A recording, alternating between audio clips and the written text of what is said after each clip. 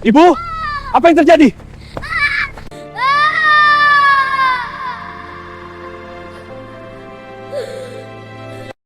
Fajar menyingsing di atas langit Jakarta, menyapu kelam malam dengan gradien jingga dan lembayung.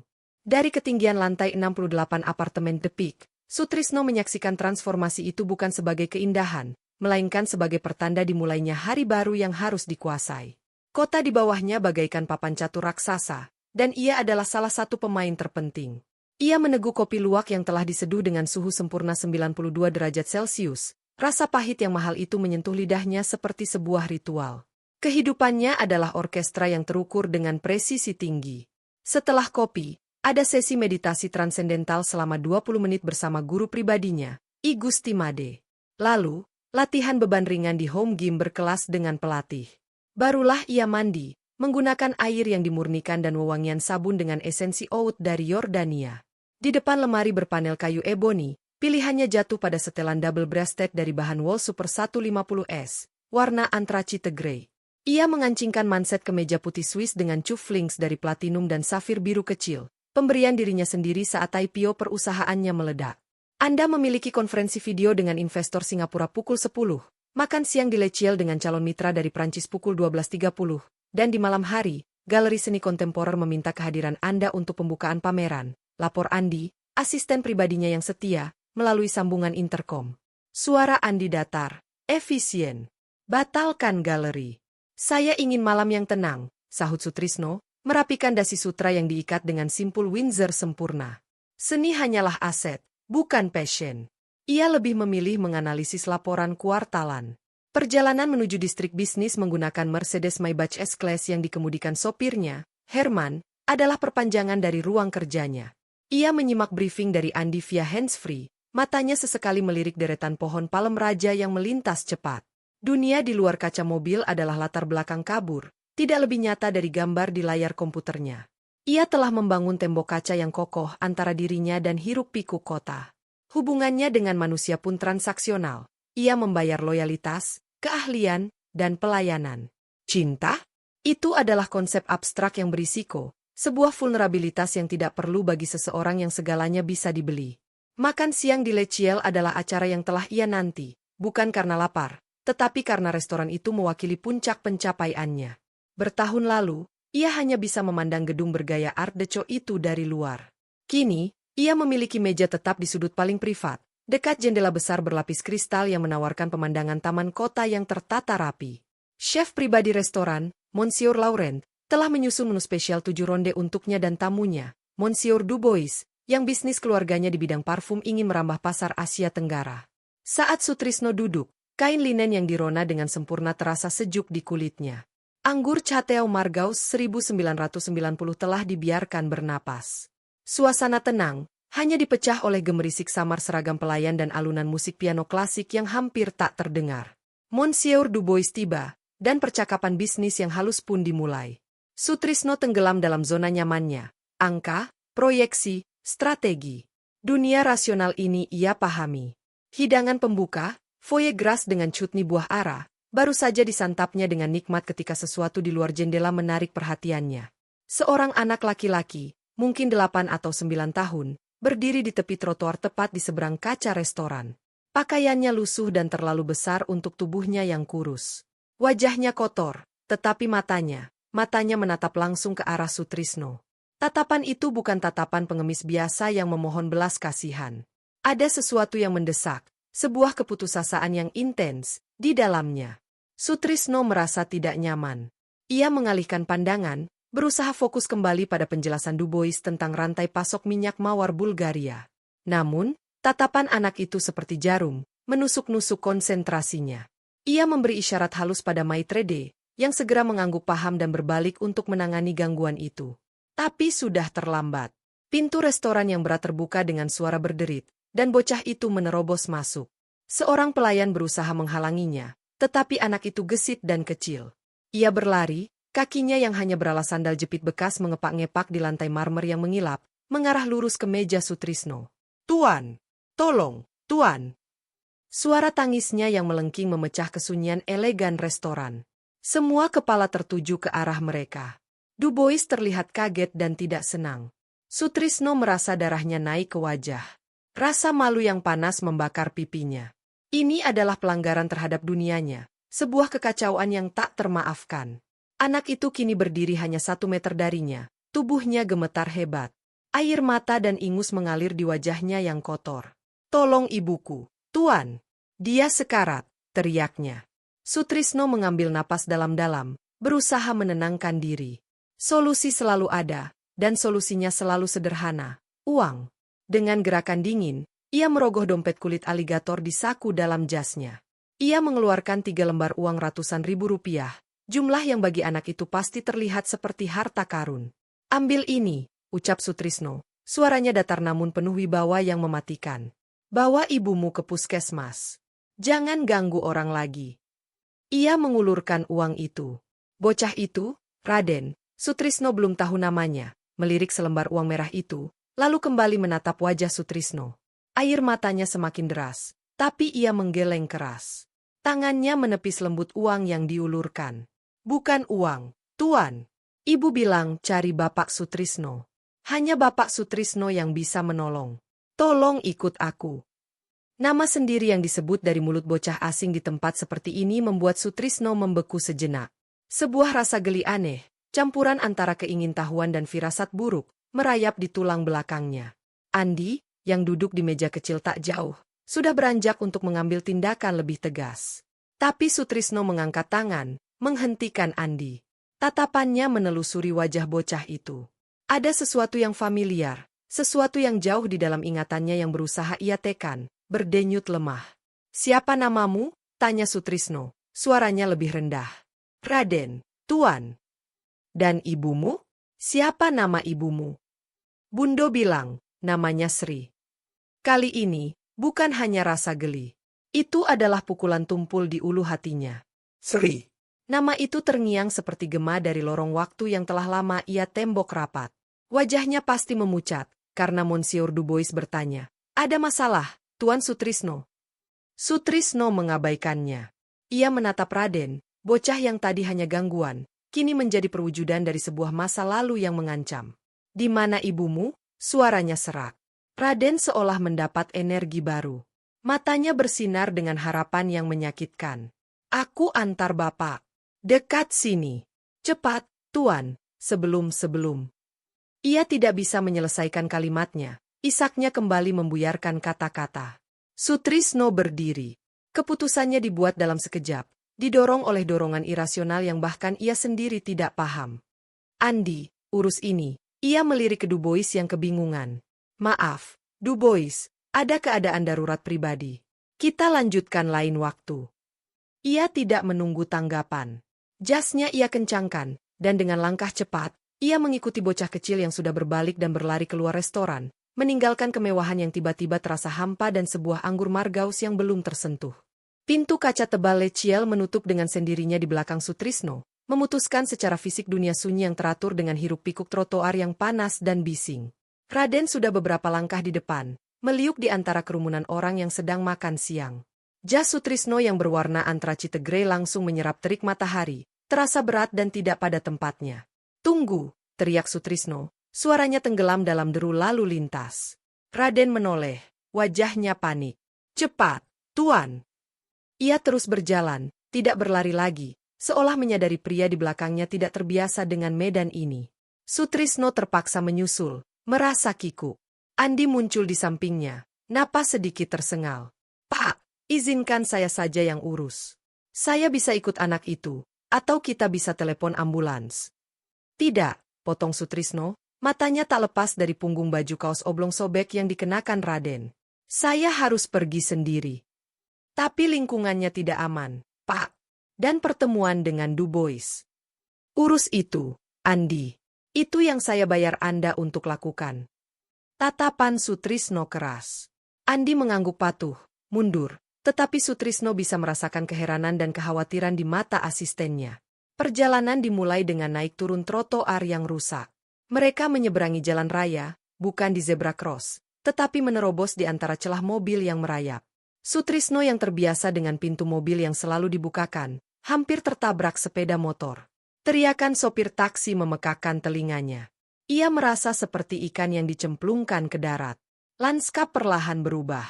Gedung-gedung tinggi makin menjauh, digantikan oleh ruko-ruko tua dan kemudian oleh permukiman padat yang menjorok seperti labirin. Bau sampah yang membusuk, aroma masakan murah yang berminyak, dan keringat bercampur debu memenuhi udara. Sutrisno berusaha bernapas lewat mulut. Jasnya mulai terasa lekat di punggung. Masih jauh? Tanyanya. Suaranya sudah mulai berat. Tidak, Tuan. Sebentar lagi, jawab Raden tanpa menoleh. Mereka berbelok ke sebuah jalan sempit yang hanya bisa dilalui oleh motor atau pejalan kaki. Di sini, matahari tersaring oleh jemuran pakaian yang membentang dari atap ke atap, menciptakan pola cahaya dan bayangan yang bergoyang. Anak-anak berlarian tanpa alas kaki, berteriak. Beberapa ibu-ibu duduk di depan pintu, mengupas bawang atau mengasuh bayi, matanya menatap curiga ke arah Sutrisno. Ia adalah alien di sini, sebuah patung yang salah tempat. Ia menarik perhatian yang tidak ia inginkan. Raden akhirnya berhenti di depan sebuah warung kopi tenda. Kita harus jalan lewat sini, Tuan, katanya, menunjuk ke sebuah gap antara dua bangunan beton. Itu bahkan bukan gang, hanya celah sempit selebar kurang dari 1 meter, gelap dan lembab. Dari celah itu, tercium bau pesing dan tanah basah. Sutrisno ragu. Ini adalah batas. Di seberang celah sempit ini adalah dunia yang benar-benar asing, mungkin berbahaya. Logikanya berteriak untuk berbalik. Ia bisa memberikan uang lebih banyak pada Raden, meminta Andi mengatur ambulans dan perawat pribadi. Ia tidak perlu masuk ke dalam sana. Ia melihat Raden. Bocah itu berdiri di mulut celah, menunggu. Air mata sudah kering di pipinya, meninggalkan garis putih di atas debu. Matanya, yang tadi penuh kepanikan, sekarang hanya memancarkan kelelahan dan sebuah harapan yang begitu polos, begitu rapuh. Dalam pandangan itu, Sutrisno tidak melihat tipu muslihat atau niat menjebak. Ia melihat ketulusan murni dari seorang anak yang sedang kehilangan segalanya. Tuan? Raden memanggil lembut, suaranya serak. Satu nama berkecamuk di kepala Sutrisno, Sri. Dengan napas berat yang ia coba kendalikan, Sutrisno melepas jasnya. Ia lipat kasar dan gantungkan di lengan. Dengan kemeja putihnya yang mahal dan celana bahan yang sempurna, ia melangkah memasuki celah sempit itu. Kegelapan menyambutnya. Hanya sedikit sinar yang menembus dari atas. Dinding di sampingnya basah dan berlumut. Kaki-kakinya harus berhati-hati menghindari genangan air kotor dan sampah plastik. Bau busuk semakin kuat, membuat matanya perih. Ia berjalan membungkuk, mengikuti bayangan kecil Raden di depan. Gang itu berkelok, seolah tak berujung. Sutrisno kehilangan arah. Suara kota di luar sudah sepenuhnya hilang, digantikan oleh suara tetesan air, decit tikus, dan terkadang suara televisi dari balik jendela-jendela tertutup. Ia merasa seperti masuk ke dalam perut kota, tempat di mana semua yang terbuang dan terlupakan bersembunyi. Akhirnya, cahaya muncul di ujung. Raden keluar dari gang, dan Sutrisno mengikutinya, menarik napas lega. Mereka sekarang berada di sebuah court kecil, dikelilingi oleh gubuk-gubuk semi permanen dari papan, seng, dan terpal. Beberapa ayam berkeliaran. Seorang lelaki tua merokok di depan pintu, memandang Sutrisno dengan tatapan kosong. Raden menuju ke salah satu gubuk yang paling ujung, berdinding papan kayu bekas yang dicat biru pudar. Atapnya adalah campuran seng dan plastik biru yang diikat batu. Di depan gubuk itu, ada sebuah ember berisi air keruh dan sebuah kompor arang kecil. Ini rumah kami, Tuan, bisik Raden, suaranya tiba-tiba kecil, malu. Sutrisno hanya bisa menatap. Ini bukan rumah. Ini kandang. Penderitaan yang ia bayangkan secara abstrak selama ini tiba-tiba memiliki wujud, bau, dan tekstur. Dan di dalam gubuk itu, menurut Raden, ada Sri. Sri yang ia kenal dulu, gadis dengan senyum yang membuat matahari pagi malu, tinggal di tempat seperti ini? Hatinya berdebar kencang, bukan karena takut, tetapi karena sebuah antisipasi yang mengerikan. Ia mempersiapkan diri untuk melihat seseorang yang mirip dengan Sri, mungkin saudaranya, atau orang yang kebetulan bernama sama.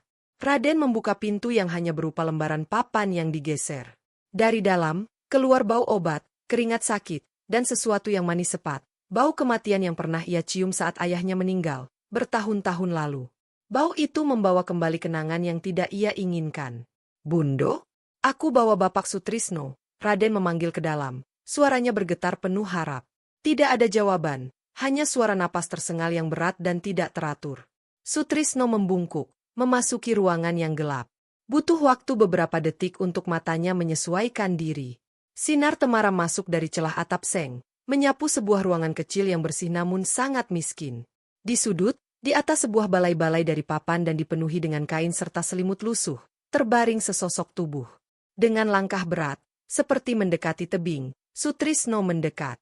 Wanita itu terbaring dengan mata tertutup. Wajahnya sangat pucat, tulang pipinya menonjol, kulitnya tipis dan seperti transparan. Rambutnya yang mungkin pernah hitam berkilau, kini kusam dan menipis, terurai di atas bantal kain kasar. Tangannya yang kurus seperti tongkat tergeletak di atas selimut. Napasnya keluar masuk dengan susah payah, terdengar seperti desis bocor di dalam dada. Sutrisno membeku.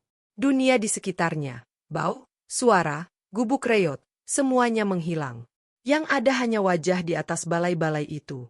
Waktu berputar mundur dengan kejam.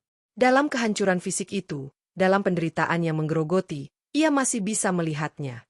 Garis alis yang melengkung lembut, bentuk hidung yang mancung kecil, lekuk bibir yang bahkan dalam penderitaan masih menyimpan kesan lemah lembut. Itu adalah sisa-sisa dari wajah yang pernah ia cium, ia janjikan langit, dan akhirnya ia tinggalkan. Dia adalah Sri. Bukan bayangan, bukan orang yang mirip.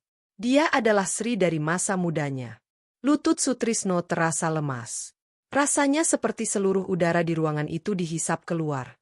Jantungnya berhenti berdetak, lalu berdegup kencang sekali, menyakitkan. Sebuah gemuruh emosi yang telah ia bendung selama 20 tahun. Rasa bersalah, penyesalan, kerinduan, dan kemarahan pada diri sendiri, menerjang tembok pertahanannya dan menghancurkannya seketika. Dia sudah 2 hari tidak bisa makan, Tuan, bisik Raden di sampingnya. Air mata mulai mengalir lagi. Hanya minum air sedikit. Kata tetangga, harus ke rumah sakit, tapi tidak ada biaya. Kata-kata Raden seperti dari jauh. Sutrisno tidak mendengar. Perlahan, seperti dalam gerak slow motion, ia berlutut di lantai tanah yang lembab di samping balai-balai. Tangannya yang biasanya stabil memegang pulpen Montblanc atau mouse komputer, kini gemetar tak terkendali. Ia ulurkan tangan, dan dengan sangat hati-hati, menyentuh tangan Sri yang dingin. Saat kulitnya menyentuh kulit Sri yang demam, sebuah kejutan listrik emosi menyetrumnya. Di saat yang bersamaan, seolah merasakan sentuhan itu, kelopak mata Sri yang tertutup bergetar. Dengan usaha yang sangat berat, perlahan-lahan, ia membuka matanya. Matanya yang dulu hitam berkilau seperti batu kali, kini redup dan keruh, penuh dengan rasa sakit dan kelelahan yang tak tertahankan. Pandangan matanya yang tidak fokus, perlahan-lahan berusaha mencari sumber sentuhan di tangannya. Lalu, naik ke lengan, bahu, dan akhirnya tertuju pada wajah Sutrisno yang pucat, berkeringat, dan penuh dengan kehancuran batin. Ada keheningan yang mendebarkan selama beberapa detik. Mata Sri menyipit, seolah tidak percaya pada apa yang dilihatnya. Ia melihat pria berparas tegas, berpenampilan sangat necis, dengan wajah yang dikikis waktu tetapi masih menyimpan sisa-sisa kenangan wajah seorang pemuda.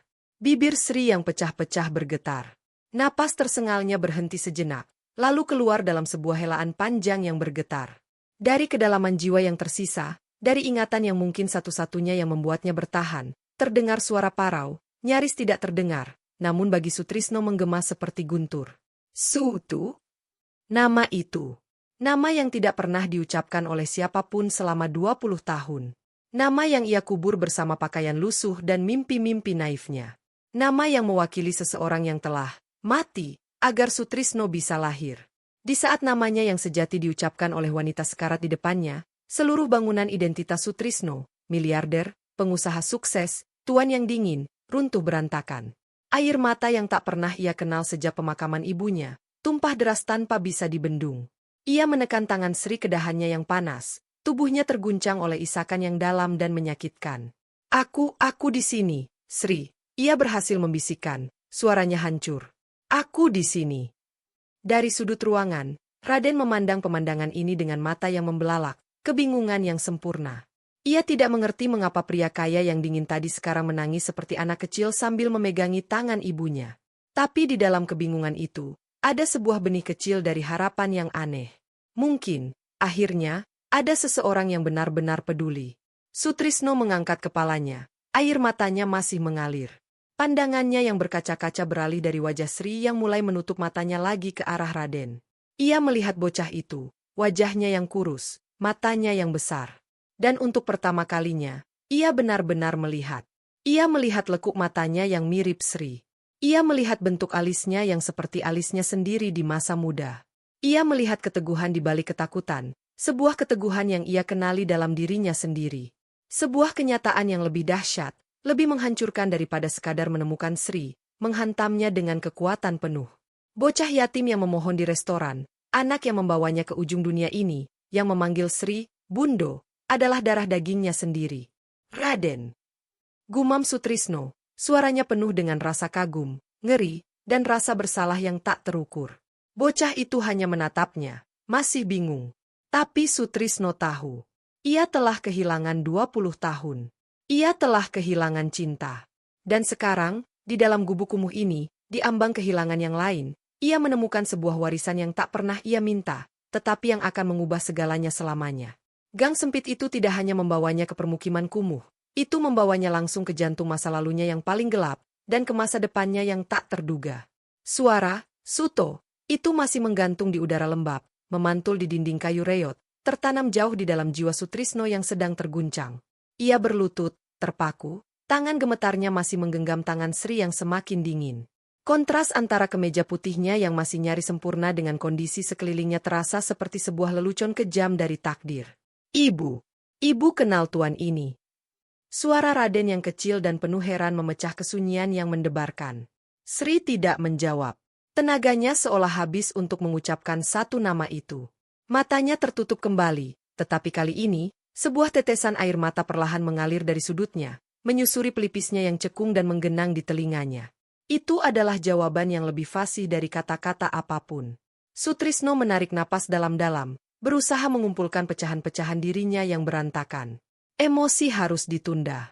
Sekarang adalah tindakan. Ia merogoh saku celananya dengan tangan yang masih goyah, mengambil ponsel mahalnya. Layarnya retak karena tadi terhantam dinding gang. Ia tidak peduli. Andi, ucapnya saat sambungan tersambung. Suaranya lebih serak dari yang ia kira. Saya butuh ambulans. Sekarang. Tercepat yang bisa didapat. Dan dokter spesialis penyakit dalam terbaik. Susun tim. Saya akan kirim lokasi. Ia tidak memberikan ruang untuk tanya atau sanggah. Pak, di mana Bapak? Apakah Bapak baik-baik saja? Suara Andi panik. Tidak, saya tidak baik-baik saja. Lakukan perintah saya. Hardik Sutrisno, dan segera memotong telepon. Ia membuka aplikasi peta, berusaha mengirim pin lokasi, tetapi sinyal di sini hampir nihil. Ia mengutuk pelan. Raden memperhatikannya. Tidak ada sinyal di sini, Tuan. Harus ke depan warung kopi. Sutrisno mengangguk. Lalu pandangannya kembali ke Sri. Kamu jaga ibumu, Raden. Saya akan kembali secepatnya. Ia berdiri, kaki yang lama berlutut terasa kaku. Jas yang tergantung di lengannya sudah belepotan lumpur dan debu. Ia melangkah keluar gubuk, merasa sinar matahari di court kecil itu menyilaukannya. Ia berlari kembali melalui gang sempit itu, kali ini dengan adrenalin yang mendorongnya mengabaikan bau dan kotoran. Ia sampai di warung kopi, menarik perhatian semua orang. Sinyal, katanya pendek pada pemilik warung, seorang bapak setengah baya. Saya perlu telepon ambulans. Bapak itu menatapnya, dari atas ke bawah, melihat kemejanya yang mahal dan kepanikannya yang nyata. Di sini, Pak, ia mengulurkan ponsel jadulnya. Sutrisno menelepon Andi lagi, memberikan deskripsi lokasi seakurat mungkin. Bawa mereka ke RS Mitra Sejati. Ambil jalan darurat. Saya tunggu di sini. Ia memotong telepon dan menoleh pada pemilik warung. Air putih, botol, dan makanan apa yang mudah dimakan untuk orang sakit. 10 menit kemudian, Sutrisno kembali ke gubuk dengan beberapa botol air mineral dan semangkuk bubur ayam hangat yang dibungkus. Raden masih duduk di samping balai-balai, memandangi ibunya dengan wajah tak berdaya. Bawa ini, Sutrisno memberikan bubur itu. Coba beri ibumu sedikit. Raden mencoba menyuapi Sri. Tetapi Sri hanya menggeleng lemah, bibirnya bahkan tidak terbuka. Hanya sedikit air yang bisa masuk melalui sudut bibirnya. Keputusasaan kembali menyelimuti wajah Raden. Sutrisno duduk di bangku kayu pendek di dekatnya, memandangi adegan ini. Rasa bersalah yang tumpul dan menyakitkan mulai mengkristal di dadanya. Pertanyaan-pertanyaan berputar-putar liar. Berapa lama Sri sakit? Mengapa ia tidak mencari pertolongan? Bagaimana mereka bisa hidup seperti ini? Dan yang paling menyiksa, apakah ini salahnya? Apakah kepergiannya 20 tahun lalu membawa Sri ke sini? Tiba-tiba, Sri bergerak. Tangannya yang kurus menggapai-gapai di udara. Raden segera memegangnya. Bundo. Bibir Sri berkomat kamit. Sutrisno mendekat, mencondongkan telinganya. Ah, nak, desis Sri, hampir tak terdengar. J.A. Ngan, B.I.R. Jangan biarkan apa, Bundo? Tanya Raden, panik. Sri menarik napas berat, lalu matanya terbuka setengah, memandang Raden dengan intensitas cinta yang menyayat hati. Jangan, biarkan, dia, sendiri. Siapa, Bundo? Siapa yang tidak boleh sendiri? Sri tidak menjawab. Pandangannya yang keruh perlahan beralih dari Raden ke Sutrisno yang terduduk di sampingnya. Dalam pandangan itu, Sutrisno melihat sebuah permohonan, sebuah penyerahan, dan sebuah pengampunan yang begitu dalam sehingga membuat dadanya sesak. Lalu, dengan usaha terakhir, jari Sri yang dingin menunjuk lemah ke arah Sutrisno, lalu kembali ke arah Raden, seolah menarik sebuah garis tak kasat mata di antara mereka.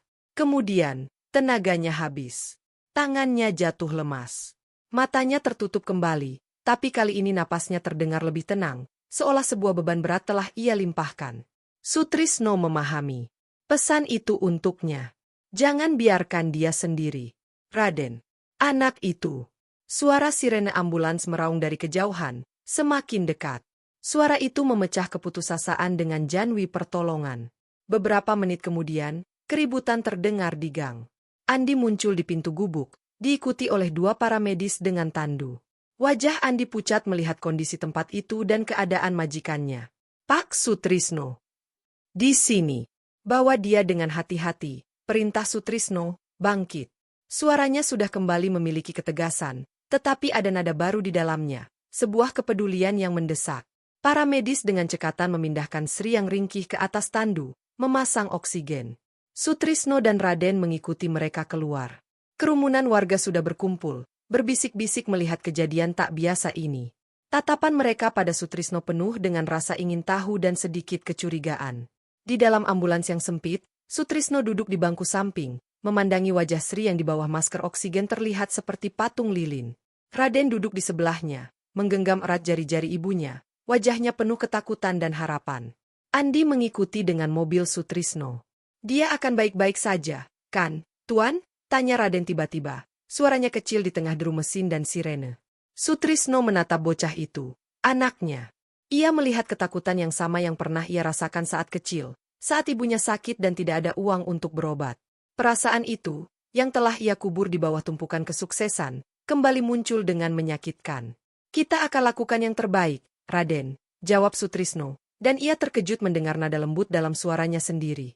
Ia menaruh tangan di pundak bocah itu, sebuah isyarat yang kaku karena sudah lama tidak melakukannya, tetapi terasa benar. Raden menengok, dan untuk pertama kalinya, sedikit kepercayaan muncul di matanya. Di rumah sakit Mitra Sejati, semuanya sudah disiapkan. Sri langsung dibawa ke ICU VIP. Dokter-dokter terbaik yang bisa dikerahkan Andi dalam waktu singkat sudah menunggu. Sutrisno dan Raden menunggu di ruang tunggu eksklusif yang sunyi, kontras sekali dengan keributan di permukiman tadi. Beberapa jam kemudian, seorang dokter spesialis penyakit dalam yang berambut silver, Dr. Wibowo, keluar dengan wajah serius. Kondisinya sangat kritis, Pak Sutrisno, lapor Dr. Wibowo. Malah gizi parah, infeksi paru yang sudah menjadi sepsis, dan yang paling mengkhawatirkan, ada indikasi gagal ginjal stadium akhir. Dia sudah lama menderita, mungkin bertahun-tahun, tanpa penanganan yang memadai. Sutrisno merasa bumi berputar. Apa masih ada harapan? Kami akan berusaha maksimal. Dialisis segera, antibiotik kuat, dan nutrisi parenteral. Tapi, kondisinya sangat lemah. Siapapun secara medis akan kesulitan. Dan, Dr. Wibowo melirik ke arah Raden yang duduk kaku di sofa. Apakah ada riwayat penyakit dalam keluarga? Sangat penting untuk mengetahui latar belakangnya. Sutrisno terdiam. Ia tidak tahu. Ia tidak tahu apa-apa tentang kehidupan Sri selama 20 tahun terakhir.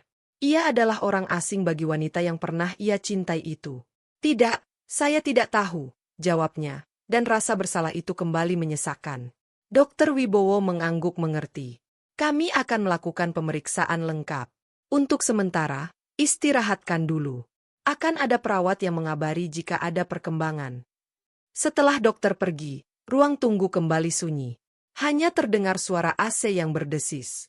Raden akhirnya tertidur di sofa. Kelelahan fisik dan emosional membuatnya tak berdaya. Sutrisno memandanginya. Dalam tidurnya, wajah bocah itu masih terlihat tegang. Ia berdiri, menghampiri jendela yang menghadap ke kota. Lampu-lampu gedung mulai bermunculan, membentuk pola yang dulu ia kagumi sebagai simbol pencapaiannya. Kini, pola itu terasa kosong, tidak bermakna. Pencapaian tertingginya ternyata tidak bisa memberinya jawaban atas pertanyaan yang paling penting. Apa yang sebenarnya berharga? Ponselnya berdering. Itu Du Bois. Sutrisno mematikan ponselnya. Ia berpaling dari jendela, menatap Raden yang tertidur. Pikiran kembali ke pesan terakhir Sri. Jangan biarkan dia sendiri. Ia berjalan perlahan, duduk di sofa di seberang Raden. Ia mempelajari setiap detail wajah anak itu, alurnya, bentuk bibirnya, cara ia bernapas. Ia mencari dirinya di sana, dan ia menemukannya. Ia juga mencari Sri di sana, dan ia menemukannya dengan lebih mudah. Raden adalah bukti hidup dari sebuah cinta yang ia tinggalkan, sebuah cinta yang ternyata bertahan dan menghasilkan sesuatu yang sangat berharga, sementara ia sibuk membangun menara dari emas yang dingin. Maaf, bisiknya pada Raden yang tertidur, suaranya hampir tak terdengar. Ayah, datang terlambat. Kata, ayah, itu tersangkut di tenggorokannya, terasa asing dan sekaligus sangat benar. Ia belum berhak mengatakannya. Tapi tekad mulai terbentuk di hatinya yang beku. Ia mungkin telah kehilangan 20 tahun dengan Sri, tetapi ia tidak akan kehilangan satu detik pun lagi dengan Raden. Apapun yang terjadi selanjutnya, ia akan memastikan bahwa anak ini tidak akan pernah sendiri lagi. Dari ruang ICU, seorang perawat muncul. Pak Sutrisno, pasien sadar sebentar. Dia, sepertinya ingin bicara dengan Bapak. Sutrisno bangkit dengan cepat. Ia melihat Raden masih tertidur lelap. Jangan bangunkan dia, ia berbisik pada perawat, lalu bergegas menyusuri koridor yang terang benderang menuju ruangan tempat sebagian dari masa lalu dan seluruh masa depannya sedang bergantung pada selang-selang dan mesin-mesin. Saat itu, satu hal yang ia tahu, hidupnya yang lama telah berakhir di gang sempit itu. Hidup yang baru, yang penuh dengan tanggung jawab, penyesalan, dan kemungkinan penebusan, baru saja dimulai di ruang steril rumah sakit ini. Dan semua kekayaannya tidak bisa membeli satu hal, waktu untuk mengulang kesalahan yang telah ia perbuat. Koridor rumah sakit yang terang benderang dan sunyi seakan menjadi terowongan waktu. Setiap langkah Sutrisno mendekati ruang ICU terasa membawanya lebih dalam ke masa lalu, ke tempat yang selama ini ia kunci rapat. Bau antiseptik menggantikan bau tanah basah dan sampah, tetapi kecemasan di dadanya sama perihnya. Sri terbaring di tengah tumpukan alat medis. Monitor memancarkan garis-garis hijau dan angka yang berarti kehidupan dalam bahasa yang dingin. Cahaya redup dari lampu di atas tempat tidur menyinari wajahnya yang tampak lebih damai di bawah pengaruh obat-obatan, meski kerapuhan itu masih jelas terlihat. Matanya terbuka setengah, menatap langit-langit. Sutrisno menarik napas sebelum mendorong pintu kaca yang berat. Suara gesernya membuat Sri mengalihkan pandangan. Sri, ucapnya, suaranya terdengar keras di keheningan ruangan. Bibir Sri bergerak, tanpa suara. Ia menggerakkan jarinya dengan lemah di atas sprei. Sutrisno mendekat, duduk di kursi di samping tempat tidur. Ia tidak tahu harus memulai dari mana. 20 tahun pemisahan adalah jurang yang terlalu lebar untuk dilompati dengan sekadar, maaf. Raden tidur di luar, ucap Sutrisno, memecah kesunyian. Dia lelah. Sebuah kilatan kelembutan melintas di mata Sri. Dia mengangguk, sangat pelan. Baik anak, desisnya, suaranya parau oleh selang oksigen dan kelemahan. Kenapa? Sutrisno mulai, lalu berhenti. Pertanyaan, kenapa tidak mencari aku, terasa egois dan kejam. Ia mengganti kalimatnya. Sudah lama sakit. Sri memejamkan mata sejenak, seolah mengumpulkan tenaga. Tidak penting. Raden? Raden baik. Dia kuat. Seperti. Sutrisno tercekat. Seperti ibunya, pikirnya. Atau seperti aku dulu? Sri membuka matanya lagi, menatap Sutrisno dengan tatapan yang dalam, seolah mencoba mencari jejak pemuda bernama Suto di balik wajah tegas pria berjas itu. Kau berubah. Dan kau tidak, jawab Sutrisno spontan, dan itu benar. Di balik penyakit dan penderitaan, esensi Sri, ketegaran halusnya masih ada. Air matanya kembali menggenang. Aku tidak tahu, Sri. Aku tidak tahu kalau kita punya anak. Sri menyelesaikan kalimatnya. Napasnya sedikit tersengal. Aku juga tidak tahu. Saat kau pergi, aku baru tahu. Ia berhenti, mengumpulkan udara. Aku cari. Tapi alamatmu tidak ada. Orang bilang kau ke Jakarta, jadi orang besar. Aku malu dan takut. Setiap kata seperti pisau yang memutar-mutar di dada Sutrisno. Kilas balik yang selama ini ia tekan dengan keras mulai menerobos. 20 tahun yang lalu, di sebuah desa di lereng Gunung Lawu, ada seorang pemuda bernama Suto. Ia cerdas, ambisius, dan miskin. Satu-satunya kekayaannya adalah hati seorang gadis bernama Sri, yang mata cerianya adalah bintang di malam-malamnya yang gelap. Mereka duduk di bawah pohon beringin tua, tangan terentang, memimpikan masa depan. Aku akan pergi ke kota, Sri, kata Suto, matanya berbinar. Aku akan bekerja keras, jadi orang sukses. Lalu aku akan kembali, kita nikah, dan bangun rumah di bukit itu. Sri memegang tangannya erat. Aku tunggu, Suto. Seberapa lama pun. Janji itu tulus. Cinta itu nyata. Tetapi kota besar adalah monster yang lapar. Jakarta tidak peduli dengan cinta desa. Suto, yang mengganti namanya menjadi Sutrisno untuk terdengar lebih kota, bekerja sebagai kuli bangunan, sopir, dan apa saja. Ia belajar, licik, dan akhirnya mendapat kesempatan di sebuah perusahaan ekspedisi kecil. Ia bekerja tanpa kenal lelah. Surat-surat awalnya rutin sampai. Lalu, karena pindah kos, karena sibuk, suratnya jarang. Sri tetap menulis, menceritakan kehidupannya yang lambat di desa, kerinduannya. Satu surat Sri yang penting, yang memberitahukan bahwa ia terlambat datang bulan, mungkin hilang di perjalanan. Atau mungkin Sutrisno yang sudah terlalu sibuk dengan kehidupan barunya, dengan wanita-wanita kota yang lebih glamor, dengan obsesinya pada kekayaan, tidak lagi memberi perhatian pada amplop-amplop coklat bertuliskan tangan halus itu. Puncaknya adalah ketika majikannya, seorang pengusaha Tionghoa yang tajam, menawarkannya untuk menikahi putri semata wayangnya. Itu adalah tiket cepat menuju dunia yang selama ini ia impikan. Rumah, mobil, modal usaha. Sebuah pilihan antara cinta yang miskin dan masa depan yang gemilang. Sutrisno, Suto yang sudah sekarat, memilih. Ia mengirim surat terakhir pada Sri, sebuah surat pendek yang penuh kebohongan tentang betapa ia tidak cocok dengan kehidupan kota dan ingin Sri melupakannya, mencari pria yang lebih baik. Ia tahu itu pengecut. Ia membakar semua surat Sri, mencoba membakar kenangan. Ia menikah, mendapat modal, dan kecerdasannya yang tajam membuatnya melesat. Pernikahan itu tanpa cinta dan bertahan hanya 5 tahun sebelum berakhir dengan perceraian yang mahal, memberikannya kebebasan dan kekayaan yang lebih besar lagi. Sri dan desa menjadi kenangan samar yang ia kategorikan sebagai kesalahan masa muda, sebuah bab yang harus ditutup. Suratmu. Gumam Sri di ranjang rumah sakit, menarik Sutrisno kembali ke masa kini. Aku baca 100 kali. Cari pria yang lebih baik. Sebuah senyum pahit yang samar menyentuh bibirnya. Tapi, ada Raden di sini. Tangannya menunjuk perutnya yang dulu. Bagaimana caraku cari orang lain? Sutrisno menunduk, tak sanggup menahan tatapan penuh pengampunan di mata Sri. Rasa malu itu membara. Aku pengecut.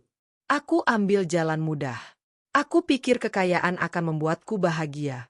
Aku kira dengan jadi kaya, aku bisa melupakan kemiskinan, melupakan asalku. Dan bahagiakah kau? Tanya Sri. Sederhana. Pertanyaan itu menggantung. Sutrisno melihat sekeliling ruangan Icu yang mewah, hasil dari kekayaannya. Ia melihat monitor yang menjaga nyawa Sri, juga hasil dari kekayaannya. Tapi apakah ia bahagia? Sebelum gang sempit itu, ia mungkin akan menjawab, ya, dengan yakin. Sekarang? Tidak, jawabnya jujur, untuk pertama kalinya mengakui pada dirinya sendiri.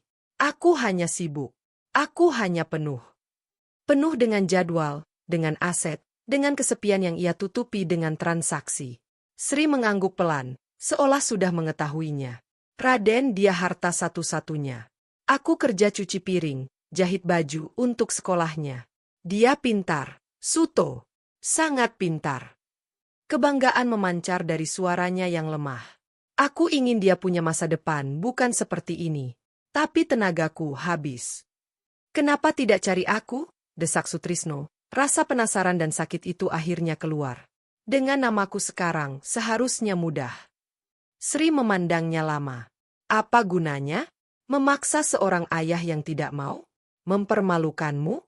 Atau mungkin kau sudah punya keluarga bahagia? Aku tidak mau Raden jadi beban. Aku hanya ingin dia bertemu ayahnya sekali, sebelum aku pergi. Agar dia tahu darahnya tidak rendah. Suaranya pecah. Aku suruh dia cari Sutrisno yang terkaya. Aku pikir setidaknya dia akan lihat ayahnya dari jauh. Kesederhanaan dan kebanggaan yang hancur dalam keputusan Sri itu membuat Sutrisno hancur berkeping-keping. Sri, dalam penderitaannya, masih memikirkan harga diri Raden, bahkan harga dirinya sendiri. Ia tidak meminta pertolongan untuk dirinya, tetapi untuk pengakuan bagi anak mereka. Aku tidak pantas, Sri, isaknya, menahan tangis yang mengguncang. Aku tidak pantas disebut ayahnya. Tapi kau di sini sekarang, bisik Sri. Tangannya, dengan susah payah, bergerak mencari tangan Sutrisno. Ia pegang, dengan genggaman yang sangat lemah namun terasa seperti besi di jiwa Sutrisno. Dengarkan, Suto. Waktuku tidak banyak. Janjiku satu. Apa saja. Apapun. Jangan jadikan Raden seperti dirimu yang dulu. Jangan biarkan kekayaan membuatnya buta. Ajari dia bahwa yang paling berharga tidak bisa dibeli. Sri batuk lemah, dan sebuah garis merah muda muncul di sudut bibirnya. Perawat di sudut ruangan mendekat, tetapi Sri geleng halus. Janji. Sutrisno mengangguk, air mata menetes ke tangan mereka yang tergenggam. Aku janji. Aku akan jaga dia. Aku akan jadikan dia pria yang baik. Lebih baik dari aku. Sri tersenyum, sebuah senyum yang tulus, menyinari wajahnya yang kurus. Itu adalah senyum dari 20 tahun yang lalu, senyum gadis di bawah pohon beringin. Kalau begitu, aku bisa pergi tenang. Jangan bicara begitu. Kau akan sembuh. Aku punya uang, dokter terbaik. Uangmu tidak bisa membeli waktu, Suto, potong Sri lembut. Sudah terlambat untukku, tapi tidak untukmu dan Raden. Napasnya semakin berat. Dia takut gelap, suka telur dadar setengah matang dan mimpinya jadi guru agar anak-anak miskin bisa baca tulis. Setiap fakta kecil tentang Raden diucapkan seperti harta yang ia serahkan. Cintailah dia. Bukan dengan uangmu, tapi dengan waktumu. Sutrisno hanya bisa mengangguk, tersumbat. Ia melihat kehidupan yang ia lewatkan terungkap dalam kata-kata sekarat Sri. Setiap detail kecil tentang anaknya adalah sebuah bab yang tidak ia ketahui. Sekarang panggil Raden, pinta Sri. Aku ingin lihat kalian bersama. Sutrisno mengangguk, beringsut keluar dengan kaki yang gemetar. Di ruang tunggu, Raden sudah bangun, duduk dengan lutut ditekuk ke dada, wajah pucat. Ibumu ingin bertemu kita. Berdua, kata Sutrisno. Raden melompat, matanya berharap. Bundo lebih baik. Sutrisno tidak menjawab. Ia hanya membuka tangannya, sebuah isyarat yang tidak terencana. Raden, setelah ragu sejenak, melangkah mendekat dan memasukkan tangannya yang kecil ke dalam genggaman Sutrisno. Saat tangan mereka bersentuhan, sebuah sambaran pengakuan listrik mengalir di antara mereka. Sutrisno menggenggamnya erat, dan mereka berjalan bersama menuju ruang Icu. Melihat mereka masuk berdua, tangan tertaut, sebuah cahaya terakhir bersinar di mata Sri. Ia melihat Sutrisno, lalu Raden, dan kembali ke Sutrisno. Pandangannya mengatakan segalanya. Ini tanggung jawabmu sekarang. Raden. Panggil Sri. Bundo. Raden melepaskan genggaman Sutrisno dan berlari ke sisi ranjang, memegangi tangan ibunya. Anakku. Sri menatapnya dengan cinta yang tak terhingga. Bapak ini, dia akan jaga kamu sekarang. Dengarkan dia dan jadilah anak baik. Raden mengangguk, air mata mengalir. Aku janji, Bundo. Tapi Bundo harus sembuh, kita pulang. Sri mengusap pipi Raden dengan ibu jarinya yang kasar. Rumah kita di mana ada cinta, nak. Cintailah bapakmu. Dan maafkan Bundo tidak bisa temani kamu lebih lama. Dengan bapak. Raden menoleh bingung ke Sutrisno. Sri melihat Sutrisno, dan dengan sisa tenaga, ia berkata, ya, dia. Ayahmu, Raden. 3 kata itu mengguncang ruangan kecil itu. Raden memandang Sutrisno dengan mata yang membelalak, penuh dengan keheranan, kebingungan, dan sebuah pemahaman yang pelan-pelan merekah. Semua interaksi aneh, air mata pria itu, semuanya menjadi masuk akal. Ayah? Raden menguji kata itu, seperti kata asing. Sutrisno, dengan hati penuh, mengangguk. Ia tidak bisa berkata-kata. Sri memandangi mereka sekali lagi, seolah melukis gambaran itu dalam ingatannya untuk dibawa kemanapun ia akan pergi. Senyumnya tetap ada di bibirnya, sebuah ekspresi damai yang sejati. Lalu, perlahan-lahan, kelopak matanya menutup. Napasnya yang tersengal-sengal mulai melambat, menjadi lebih teratur, lebih dangkal. Monitor menunjukkan garis yang mulai melandai, bukan drastis, tetapi pasti. Itu bukan kematian yang mendadak, tetapi sebuah keperlahan yang akhirnya menyerah. Sri pergi dengan tenang, mengetahui bahwa tujuan terakhirnya, mempertemukan ayah dan anaknya, telah tercapai. Raden menangis histeris, mengguncang tubuh kecilnya. Sutrisno merangkulnya, menarik bocah itu ke dalam pelukannya yang kaku namun kuat. Ia memandangi wajah Sri yang sudah tenang, tanpa beban. Di sana terbaring bukan hanya seorang wanita yang pernah ia cintai, tetapi juga sebuah pengorbanan 20 tahun, sebuah cinta yang jauh lebih besar dari yang pernah ia pahami, dan sebuah pelajaran terakhir tentang arti kekayaan sejati. Ia telah menghabiskan 20 tahun membangun kerajaan untuk dirinya sendiri. Dan dalam satu hari, di sebuah gubuk kumuh dan ruang icu ini, kerajaan itu telah runtuh, digantikan oleh sebuah warisan yang jauh lebih berat, lebih mahal, dan lebih berharga daripada semua kekayaannya. Sebuah tanggung jawab bernama Raden, dan sebuah utang budi pada seorang wanita bernama Sri yang ia tidak akan pernah bisa lunasi, kecuali dengan menjadi ayah yang sebelumnya tidak pernah ia jadi. Lorong waktu itu telah tertutup untuk Sri. Tetapi untuk Sutrisno dan Raden, sebuah lorong baru, penuh dengan rasa sakit, penyesalan, dan kemungkinan penebusan, baru saja terbuka. Dan mereka harus melaluinya bersama-sama. Sunyi di ruang icu itu berbeda. Bukan sunyi yang menunggu, tetapi sunyi yang final. Monitor-monitor telah dimatikan, suara desis oksigen berhenti. Hanya tangis Raden yang terseduh-seduh, teredam di kain kemeja Sutrisno yang sudah kusut, yang memenuhi ruangan. Tubuh kecil itu terguncang-guncang hebat, dan Sutrisno hanya bisa memeluknya. Ketelanjurannya akan tanggung jawab ini terasa seperti batu di dadanya. Ia tidak pandai menghibur. Selama ini, emosi selalu ia selesaikan dengan logika atau uang. Tapi logika tidak berlaku untuk kesedihan anak yang kehilangan ibunya. Dan uang tidak bisa membawa Sri kembali. Perawat dengan sopan tapi tegas meminta waktu untuk mempersiapkan jenazah.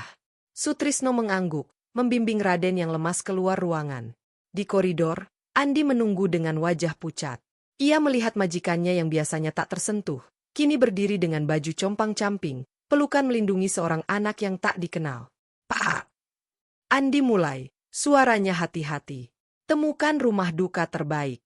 Urus semuanya. Perintah Sutrisno, suaranya serak namun tegas. Dan siapkan kamar di rumah. Untuk anak ini. Andi melirik Raden, lalu kembali ke Sutrisno. Untuk anak ini, Pak. Saya akan jelaskan nanti. Lakukan sekarang. Andi mengangguk patuh dan bergegas pergi. Sutrisno mengajak Raden ke ruang tunggu VIP. Bocah itu duduk seperti boneka, matanya kosong menatap dinding putih. Kehilangan itu terlalu besar untuk dipahami oleh anak 9 tahun. Raden, panggil Sutrisno pelan, duduk di hadapannya. Kita harus pulang sebentar. Untuk mengurus ibumu dengan baik. Pulang kemana? Suara Raden datar. Rumahku di gang itu. Rumahmu sekarang ada bersamaku, ucap Sutrisno, berusaha meyakinkan. Aku janji sama ibumu. Raden menatapnya. Matanya penuh dengan kesedihan dan sedikit kebingungan. Kenapa? Kenapa dulu Bapak tidak ada? Kalau Bapak ada, mungkin Bundo tidak akan sakit. Mungkin kita tidak akan tinggal di sana. Setiap kata seperti cambukan. Itu adalah kebenaran yang pahit, dan Sutrisno tidak bisa menghindar. Kamu benar, akuinya, membuat Raden sedikit terkejut. Bapak membuat kesalahan yang sangat besar. Bapak pergi dan tidak kembali. Itu salah Bapak. Dan Bapak tidak bisa memperbaikinya untuk ibumu. Ia menunduk, mengambil napas. Tapi Bapak bisa berusaha memperbaikinya untuk kamu. Bolehkah Bapak mencoba? Raden memandangnya lama.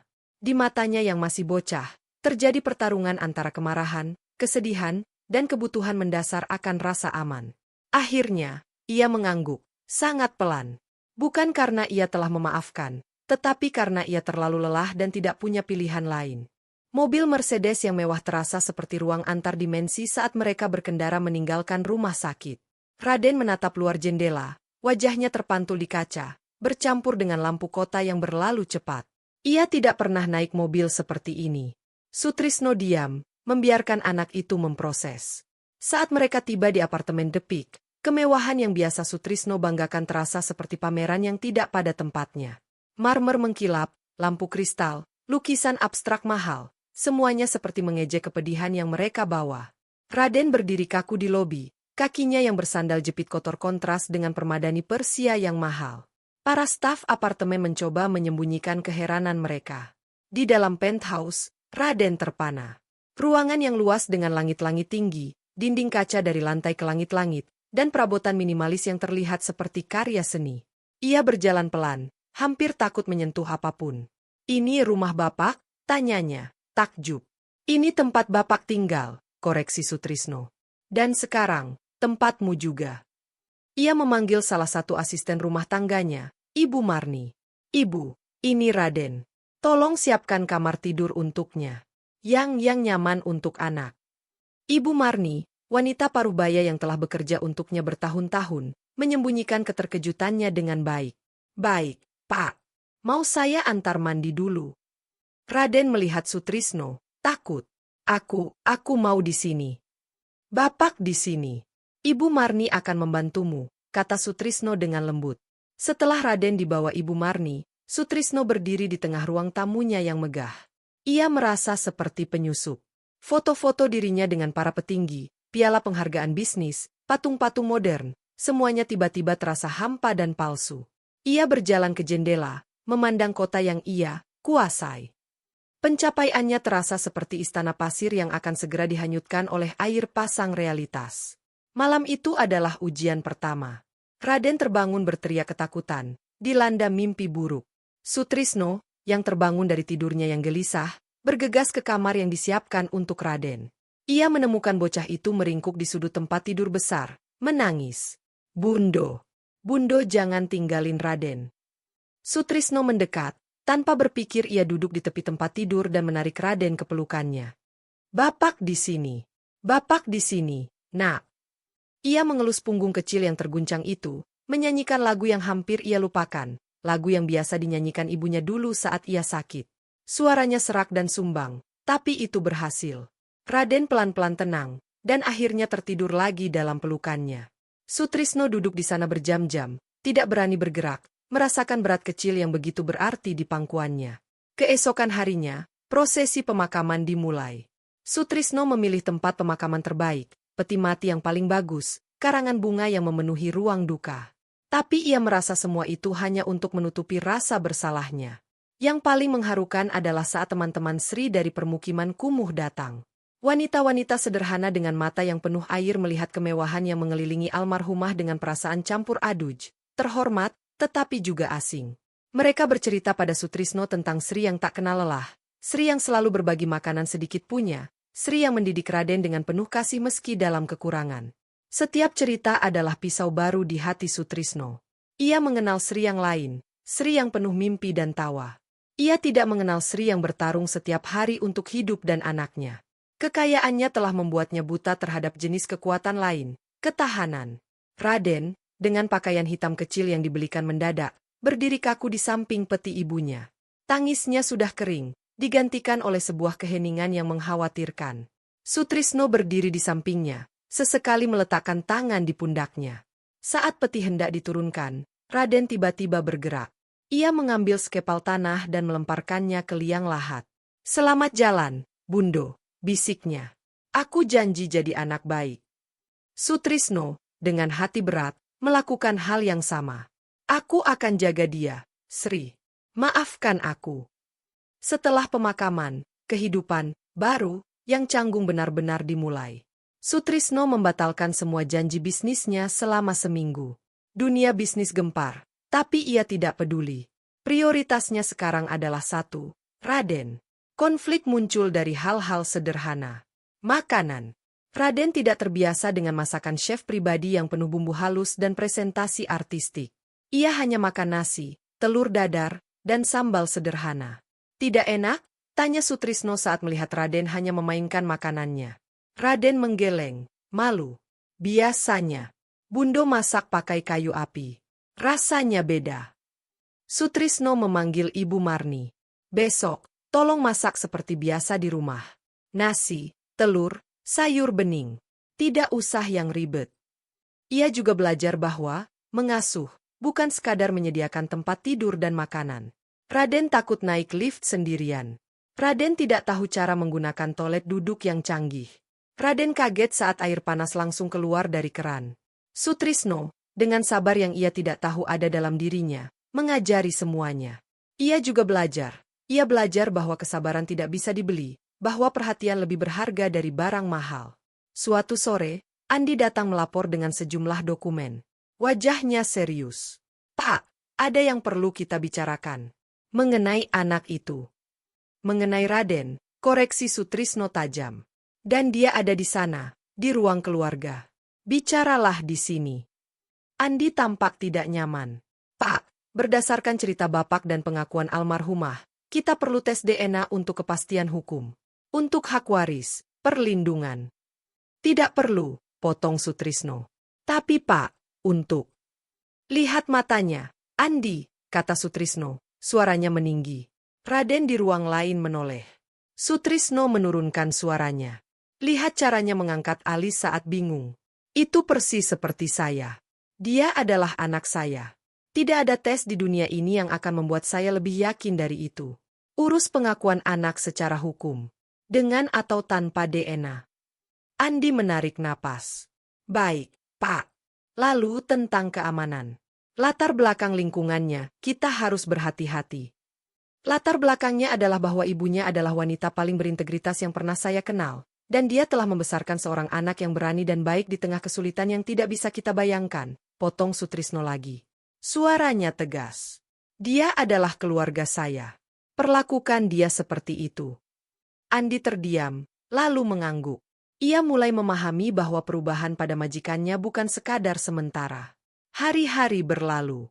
Sutrisno mulai membawa Raden ke dunianya. Perlahan, ia membawa Raden ke kantornya yang berada di lantai paling atas sebuah gedung pencakar langit. Raden takjub melihat pemandangan dari atas, tetapi yang lebih menarik perhatiannya adalah sebuah tanaman kecil di meja resepsionis yang layu. Kenapa tanamannya dikasih minum cuma sedikit? Yah? Tanya Raden. Sutrisno terhenti. Ia tidak pernah memerhatikan hal itu. Karena mungkin lupa, jawabnya. Kalau lupa kasih minum, nanti mati. Kasihan. Gumam Raden. Keesokan harinya, Sutrisno memerintahkan agar semua tanaman di kantornya dirawat dengan baik. Itu hal sepele, tapi bagi Raden, itu penting. Transformasi terbesar terjadi pada suatu malam. Sutrisno sedang duduk di ruang kerjanya, menatap laporan keuangan yang tidak juga ia serap. Raden masuk dengan malu-malu, membawa 2 gelas. Satu berisi susu hangat, satu berisi air putih. Ini untuk Yah, katanya, menaruh gelas susu di meja Sutrisno. Bundo bilang, susu bikin tidur nyenyak. Sutrisno terkejut. Ia melihat gelas susu itu, lalu melihat wajah polos Raden. Untuk pertama kalinya, Raden memanggilnya, Yah, tanpa disuruh. Bukan, Bapak, tapi, Yah. Sebuah kata yang sederhana, namun lebih berharga dari semua merger dan akuisisi yang pernah ia lakukan. Ia menarik Raden mendekat. Terima kasih. Nak. Lalu, tiba-tiba, sebuah pertanyaan keluar. Raden, kamu tidak benci pada Yah? Karena semua yang terjadi. Raden diam sejenak, matanya yang jernih menatap Sutrisno. Sedih. Marah sedikit. Tapi, Bundo bilang, hidup terlalu singkat untuk simpan benci. Bundo juga bilang, semua orang bisa berubah. Ia memandang lantai. Dan Yah sudah berubah. Yah sekarang di sini. Kesederhanaan dan kebijaksanaan dalam kata-kata itu, warisan langsung dari Sri, membuat Sutrisno menangis lagi. Kali ini, tangisnya bukan karena penyesalan, tetapi karena sebuah rasa syukur yang dalam. Di tengah segala kekayaannya, hadiah terbesar yang ia terima adalah pengampunan dari seorang anak. Malam itu, setelah Raden tidur, Sutrisno berdiri di jendela lagi. Tapi kali ini, pandangannya berbeda. Ia tidak melihat papan catur bisnis. Ia melihat kota sebagai tempat di mana ada banyak orang seperti Sri dan Raden, yang berjuang, yang terlupakan. Ia melihat menara-menara tinggi bukan sebagai simbol pencapaian, tetapi sebagai penghalang yang memisahkan orang dari orang. Ia mengambil keputusan. Ia menelepon pengacaranya, meski sudah larut malam. Saya ingin mendirikan sebuah yayasan. Fokusnya pada kesehatan ibu dan anak dari keluarga tidak mampu, serta pendidikan. Dan saya ingin yayasan itu diberi nama, Yayasan Sri dan Raden. Ia juga memanggil Andi. Besok, jadwalkan pertemuan dengan Dewan Direksi. Saya akan mengalihkan sebagian besar portofolio investasi kita ke sektor sosial dan pendidikan. Dan siapkan dokumen untuk mengalihkan 30% saham perusahaan ke dalam trust fund atas nama Raden. Keputusannya cepat dan radikal. Bukan karena ia tiba-tiba menjadi filantropis, tetapi karena ia akhirnya memahami apa arti kekayaan yang sesungguhnya. Kekayaan bukanlah angka di rekening, tetapi kemampuan untuk melindungi, membahagiakan, dan membuat perbedaan bagi orang yang Anda cintai, dan bagi mereka yang tidak bisa membalas. 2 minggu setelah kematian Sri, Sutrisno membawa Raden ke sebuah taman dekat apartemen. Mereka duduk di bangku, makan es krim, hal sederhana yang ternyata sulit ia lakukan selama ini karena tidak ada waktu. Yah, tanya Raden tiba-tiba, apa mimpiah dulu? Sutrisno berpikir, dulu, mimpiah cuma satu, jadi kaya, agar tidak miskin lagi. Dan sekarang, Sutrisno memandang anak di sampingnya, pada wajah yang mulai menunjukkan senyuman kecil lagi. Sekarang mimpiah adalah melihat kamu tumbuh jadi pria baik, sehat, dan bahagia. Dan mungkin membantu anak-anak lain seperti kamu punya kesempatan yang lebih baik. Raden tersenyum, lengket oleh es krim. Kalau gitu, mimpiah sekarang lebih bagus. Sutrisno tertawa, suara tawanya yang jarang terdengar itu terasa asing di telinganya sendiri, tetapi enak. Iya, nak. Jauh lebih bagus. Ia memandang langit senja. Ia merasa Sri ada di sana, mengawasi. Penyesalannya akan selalu ada, seperti bekas luka yang dalam. Tapi penyesalan itu tidak lagi melumpuhkannya.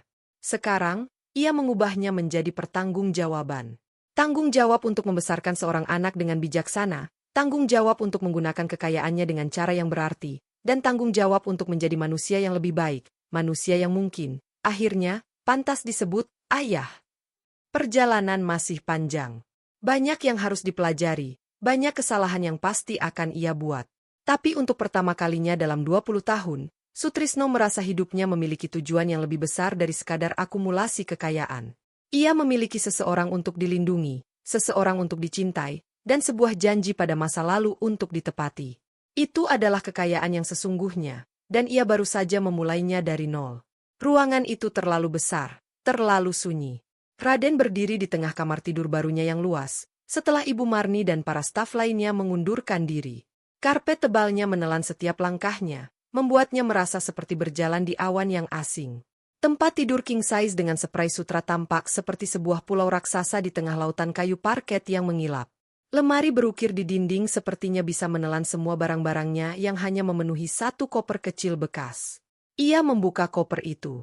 Beberapa helai baju lusuh, foto Sri yang sudah lusak dalam bingkai plastik, sebuah buku tulis untuk sekolah, dan mainan kayu kecil berbentuk mobil, hadiah terakhir Sri sebelum sakit parah.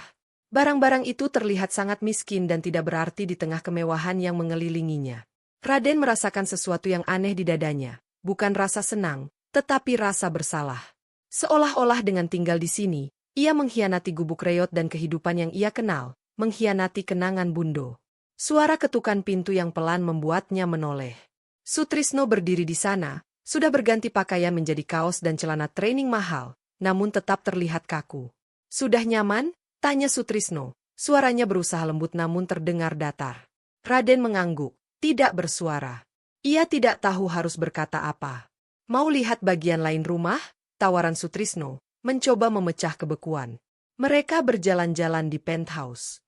Raden melihat dapur yang seperti laboratorium futuristik, ruang bioskop pribadi, ruang gym dengan peralatan mengkilap, dan balkon yang begitu luas dengan kolam kecil dan taman vertikal. Semuanya indah, steril, dan dingin. Tidak ada jejak kehidupan yang sesungguhnya, tidak ada panci yang mungkin gosong, tidak ada mainan berserakan, tidak ada foto-foto candid yang berantakan di kulkas. "Yah, kerja di mana?" tanya Raden akhirnya. Sutrisno menunjukkan ruang kerja pribadinya yang menghadap ke jendela panorama. Meja kayu solid yang besar, rak buku berisi buku-buku bisnis dan seni, serta beberapa monitor komputer mati. Raden mendekati rak buku, matanya tidak tertarik pada buku-buku tebal, tetapi pada sebuah celah kosong di antara dua ensiklopedia. "Dulu di rumah, Bundo suka taruh bunga di gelas bekas air mineral di jendela," ucap Raden tanpa sadar. "Kadang bunga liar, tapi bikin ruangan jadi cerah." Sutrisno memperhatikan celah kosong itu, lalu memandang ruang kerjanya yang serba sempurna dan tidak manusiawi. "Kita bisa taruh bunga di sini," katanya. "Besok kita beli." Tapi esok harinya, Sutrisno terlupa. Ada krisis di salah satu perusahaannya yang membutuhkan perhatian segera. Ia terpaksa pergi ke kantor, meninggalkan Raden dengan Ibu Marni. "Saya akan pulang cepat," janjinya pada Raden yang wajahnya mencoba terlihat tegar. Janji itu tidak terpenuhi. Rapat berlarut-larut, negosiasi melalui telepon dengan mitra di Singapura, dan laporan darurat membuatnya terjebak di kantor hingga larut malam.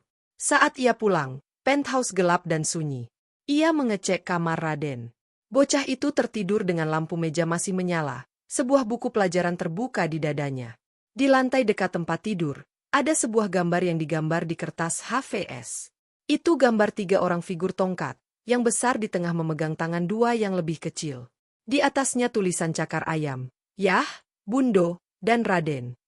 Bundo digambar dengan mahkota kecil. Sutrisno terduduk di tepi tempat tidur, melihat gambar itu. Rasa bersalah yang familiar menghantamnya. Ia telah mengulangi pola lamanya, mengutamakan pekerjaan di atas keluarga. Bedanya, dulu keluarga itu adalah Sri yang menunggu. Sekarang, anak mereka. Keesokan paginya, di meja makan, Sutrisno mencoba membangun percakapan. "Maaf kemarin Yah pulang malam. Ada kerjaan mendadak." Raden hanya mengangguk sambil menyendok buburnya. Ibu Marni bilang, "Yah orang penting. Banyak yang perlu Yah urus." "Tapi tidak lebih penting dari kamu," sahut Sutrisno cepat. Raden menatapnya. "Tapi Bapak tetap pergi." Pukulan itu langsung dan jujur. Sutrisno terdiam. Ia tidak bisa membantah. Hari-hari berikutnya adalah tarik ulur antara dunia lamanya yang menuntut dan dunia barunya yang rapuh. Ia mencoba melibatkan Raden, membawanya ke acara-acara yang ia pikir akan mendidik, pameran seni mahal, makan malam di restoran bintang 5, pertunjukan orkestra. Raden selalu bersikap sopan, tapi matanya tidak bersinar. Ia lebih senang membantu Ibu Marni menanam sayuran di pot di balkon, atau membaca buku cerita di perpustakaan apartemen. Suatu sore, Andi datang dengan wajah gusar. "Pak, kita perlu bicara tentang perubahan portofolio yang Bapak instruksikan. Beberapa investor besar khawatir. Mereka merasa Bapak kehilangan fokus." "Fokus saya berubah, Andi." "Itu saja," jawab Sutrisno dari mejanya, sambil memperhatikan Raden yang sedang asyik menyusun puzzle di sudut ruangan. "Tapi Pak, memindahkan 30% saham ke trust fund untuk..." Andi melirik Raden, menurunkan suaranya. "Anak itu, dan mendirikan yayasan dengan anggaran besar itu dianggap tidak pruden secara bisnis."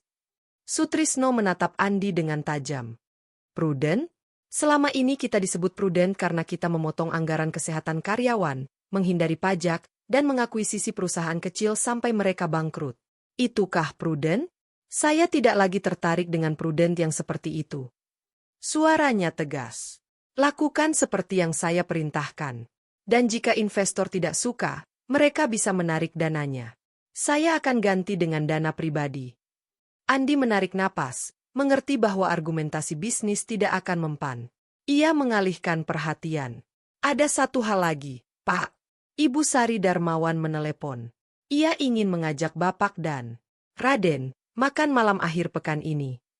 Sari Darmawan adalah seorang sosialita, janda pengusaha kaya, dan selama 6 bulan terakhir ia adalah pendamping yang paling sering muncul di samping Sutrisno di acara-acara sosial.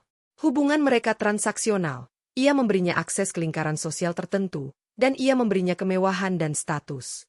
Sutrisno cemberut. "Katakan saya sibuk." "Sudah saya coba, Pak." Tapi ia sangat bersikeras.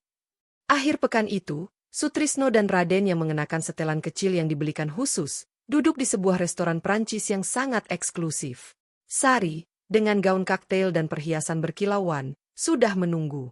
Ia menyambut Sutrisno dengan ciuman di pipi, dan memandang Raden dengan senyum yang terlalu lebar dan tidak sampai ke mata. Dan ini pasti Raden. Sudah dengar banyak tentang kamu, katanya. Suaranya manis namun terasa dipaksakan. Ia tidak berusaha berjabat tangan atau membungkuk ke level Raden. Selama makan malam, Sari mendominasi percakapan dengan gosip sosial, rencana liburan ke Monaco, dan desas-desus tentang koleksi seni terbaru. Raden diam, terlihat tidak nyaman dengan peralatan makan yang banyak dan makanan yang asing. Saat pencuci mulut datang, sebuah kue coklat yang rumit, Raden tanpa berpikir menyendoknya dan memasukkan ke mulut. Ia belum terbiasa dengan etiket, mencicipi pelan-pelan. Sari tertawa kecil, terdengar merendahkan. Wah, lahap sekali. Sepertinya belum biasa dengan makanan seperti ini, ya? Raden memerah, menyadari kesalahannya. Sutrisno merasakan kemarahannya membara. Dia anak-anak, Sari, dan dia bersikap sangat baik dengan mencoba makan apa yang dihidangkan, kata Sutrisno, suaranya dingin. Sari tidak menangkap sinyal. Tentu, sayang. Hanya lucu saja. Jadi, tentang Monaco, aku pikir kita bisa. Kita tidak akan ke Monaco, potong Sutrisno. Saya punya rencana lain dengan Raden. Sari akhirnya menangkap nada suaranya.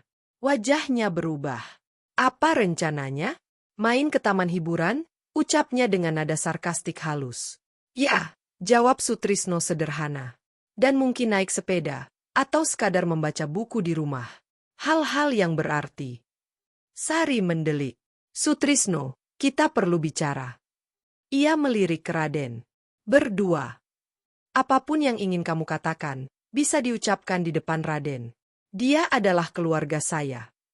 Sari tampak tersedak. Baiklah. Tampaknya prioritasmu sudah berubah drastis. Aku kira kita punya pemahaman. Pemahaman kita adalah bahwa kamu menghabiskan waktuku dan aku membiayai gaya hidupmu. Itu sudah berakhir. Sutrisno mengangkat tangan memanggil pelayan untuk minta bon. Kamu layak dapat yang lebih baik, Sari. Seseorang yang punya waktu untuk gosip dan Monaco. Itu bukan saya lagi. Pulang di dalam mobil, Raden bertanya, Yah marah sama tante itu? Tidak marah. Hanya menyadari bahwa dia bukan orang yang tepat untuk ada di sekitar kita. Jawab Sutrisno. Kamu tidak nyaman, kan? Raden mengangguk pelan. Dia kayak sinetron di TV yang Bundo suka tonton. Bicaranya bagus, tapi mukanya palsu. Analisis polos Raden itu membuat Sutrisno tersenyum. Kamu bijaksana, nak. Insiden dengan Sari adalah percikan pertama. Percikan kedua datang dari dunia bisnis. Di sebuah rapat dewan direksi, salah satu direktur lama, Pak Bambang, dengan terang-terangan mempertanyakan komitmen Sutrisno. Kami menghargai inisiatif sosial Anda, Sutrisno. Tapi mendirikan yayasan dengan nama seseorang yang tidak dikenal, dan mengalihkan saham begitu besar untuk seorang anak yang baru muncul ini membuat posisi kita goyah di mata pasar. Sutrisno yang dulu mungkin akan berdebat dengan data dan ancaman. Tapi Sutrisno yang sekarang, yang telah belajar tentang harga diri dari seorang anak dan kekuatan dari seorang wanita sekarat, merespons dengan berbeda. Pak Bambang, apa tujuan kita membangun perusahaan ini? Tanyanya tenang. Tentu untuk menciptakan nilai bagi pemegang saham, untuk berkembang. Dan setelah itu? Setelah kita kaya, lalu apa? Kita mati membawa uang itu. Sutrisno memandang sekeliling ruangan. Saya baru belajar bahwa menciptakan nilai bukan hanya angka di laporan laba rugi. Nilai yang sesungguhnya adalah dampak yang kita tinggalkan. Ibu dari anak saya, Raden, mengajariku bahwa kekayaan terbesar adalah integritas dan cinta. Dan saya bermaksud untuk menghormati pelajaran itu, dengan menggunakan kekayaan kita untuk hal-hal yang lebih besar dari sekadar laba. Rapat itu berakhir dengan ketegangan. Beberapa direktur mengundurkan diri dalam minggu-minggu berikutnya. Saham perusahaan sempat turun. Tapi Sutrisno tidak goyah. Ia malah semakin fokus pada yayasan dan pada Raden.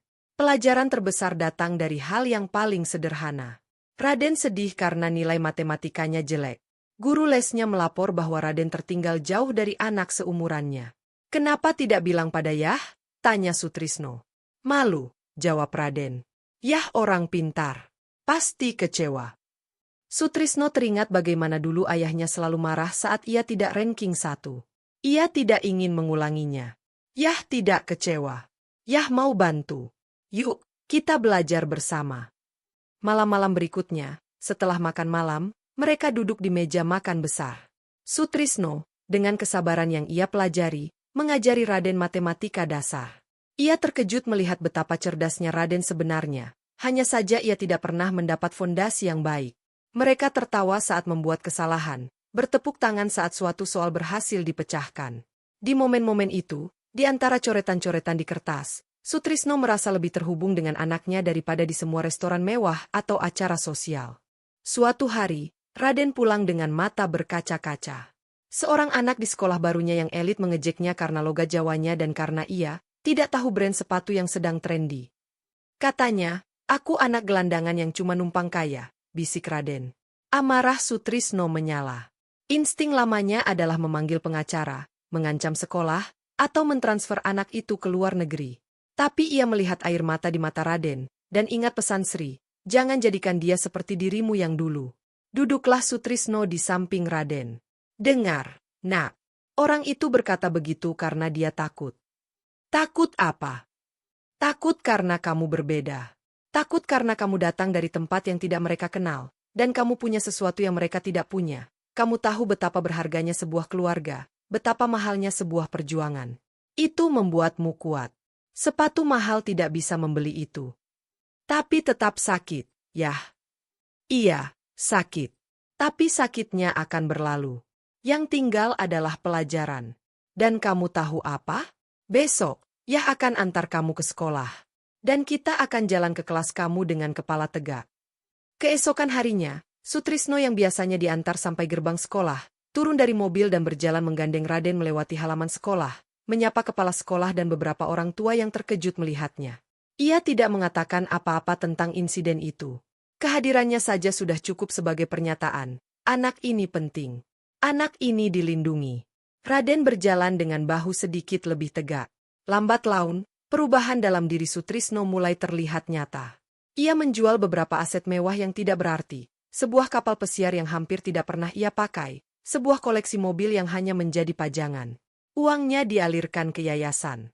Kantornya tidak lagi menjadi tempat yang menyeramkan. Ia meletakkan foto Raden dan Sri di mejanya, dan sebuah vas kecil berisi bunga matahari, pilihan Raden, di rak bukunya. Malam sebelum ulang tahun Raden yang ke-10, Sutrisno bertanya, "Apa yang diinginkan Raden untuk hadiah?" Raden berpikir sejenak. "Aku mau, kita pergi ke desa Bundo dulu. Tempat Bundo cerita dulu sama Yah kenalan. Aku mau lihat pohon beringin itu." Permintaan itu mengejutkan Sutrisno. Bukan mainan, bukan konsol game, bukan pesta mewah, tapi sebuah perjalanan ke masa lalu. Akhir pekan itu, mereka berkendara ke Jawa Tengah. Saat mobil mewahnya memasuki jalan desa yang sempit, Sutrisno merasakan gelombang kenangan. Semuanya berubah, tetapi ada yang tetap sama. Udara pegunungan yang sejuk, hamparan sawah yang hijau, dan kebaikan sederhana di wajah orang-orang. Mereka menemukan pohon beringin tua itu masih berdiri kokoh. Di bawahnya, Sutrisno duduk bersama Raden. Ia bercerita. Cerita tentang Suto dan Sri, tentang janji-janji muda, tentang kesalahan dan penyesalan. Ia tidak membela diri. Ia jujur.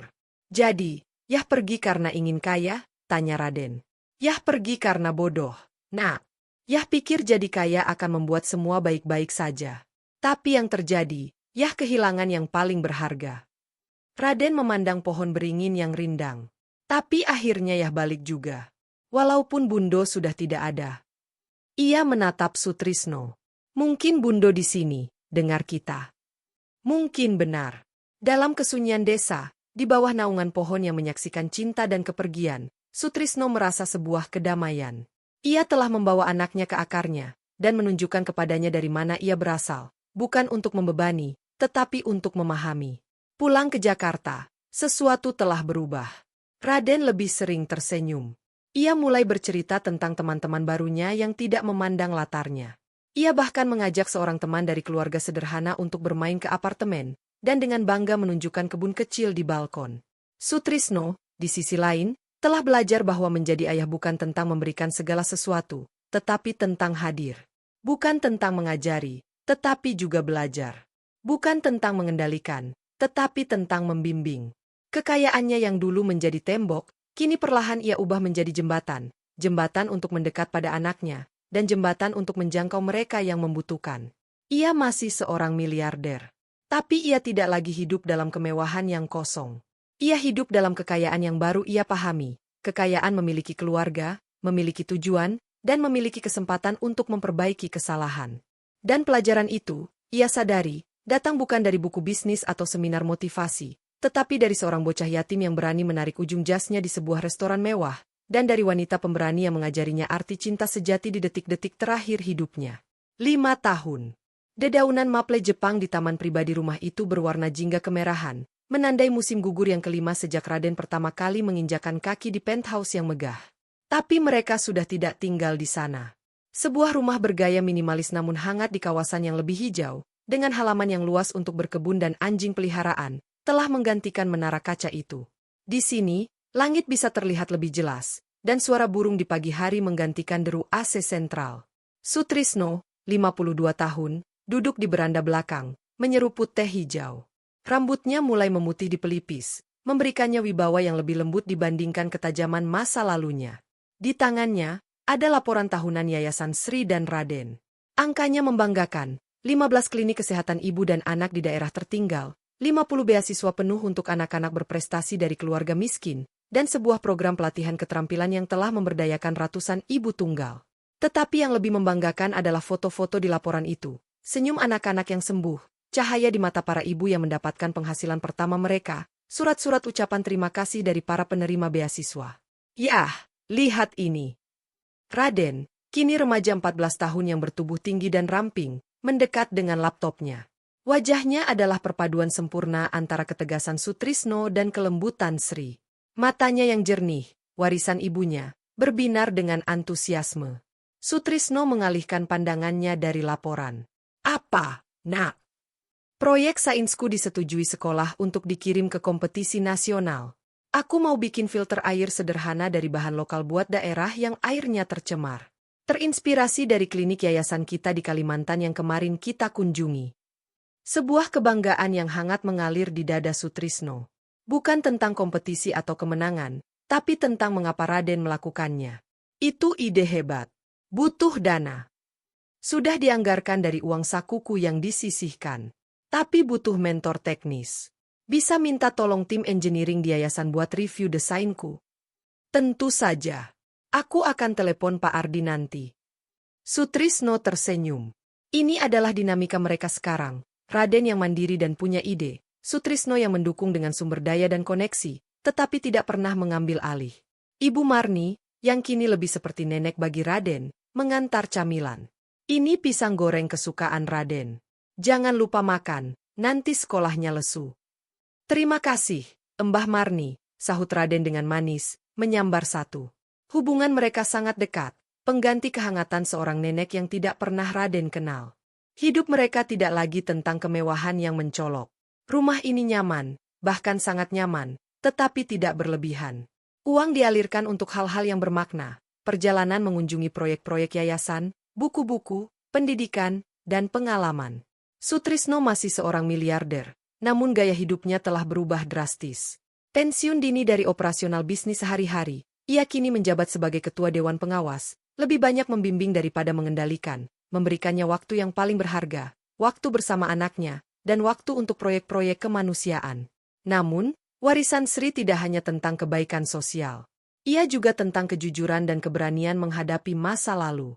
Setahun yang lalu, Sutrisno menerbitkan sebuah memoir pendek, bukan untuk dijual, tetapi untuk dibagikan terbatas. Judulnya, Dari Suto ke Sutrisno, sebuah pengakuan. Di dalamnya, ia menceritakan dengan belak-belakan tentang asalnya, tentang Sri, tentang kesalahan dan penyesalan, serta transformasinya. Publikasi itu mengejutkan banyak orang, termasuk komunitas bisnis yang dulu ia takuti opininya. Reaksinya beragam, dari yang merendahkan hingga yang menghormati. Tapi Sutrisno tidak peduli. Ia melakukannya untuk Raden, agar anaknya memahami sepenuhnya dari mana mereka berasal, dan agar tidak ada rahasia yang mengganjal di antara mereka. Ia juga melakukannya untuk menghormati Sri, mengakui keberadaannya di dunia ini. Sore itu, setelah Raden pergi ke kamarnya untuk mengerjakan proyek sains, Andi datang berkunjung. Andi kini lebih banyak menangani yayasan, dan hubungan mereka telah berubah dari atasan-bawahan menjadi persahabatan yang saling menghormati. Laporan kuartalan yayasan sangat bagus, Pak. Donasi swasta meningkat. Rupanya keterbukaan Bapak dalam memuar itu menginspirasi banyak orang untuk berkontribusi, lapor Andi.